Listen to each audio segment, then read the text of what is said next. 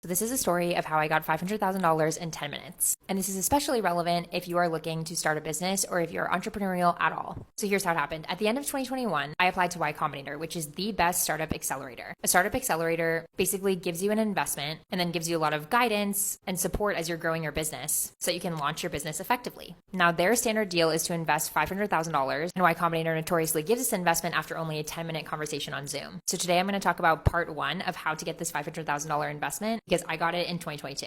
The first step to applying is filling out this application right here online. And there are only about 20 questions on the application, but only about 7% of those that apply actually end up getting an interview, which is the final process of getting into Y Combinator. So today I'm going to talk about how to write an effective application. If you're writing your Y Combinator application, I would highly recommend reading this essay by Paul Graham. It's online if you Google Paul Graham Write Simply. Paul Graham was basically one of the co-founders of Y Combinator back in March 2005. In fact, he actually co-founded it with his wife, which is really interesting. But Paul Graham also frequently writes essays. He's a thought leader on the startup ecosystem and how to create an effective company. And in March 2021, he wrote this essay called Write Simply. Although it was not directly meant for those that are applying to Y Combinator, I think that Paul Graham and other Y Combinator partners that currently read applications actually abide by the same principles while they are reading Y Combinator applications. So essentially, he encourages people to write simply. The number one rule of a Y Combinator application is that it needs to be concise. If you can't write your business simply and communicate your business simply, how are you going to be able to build your business, market your business? The very first iteration of my own application was extremely long, and then I read this essay and basically went through and filtered out all of the fluff. If you're looking to get that $500,000 investment in just 10 minutes, making sure your business is concise, clear, and you're a good communicator is the first step.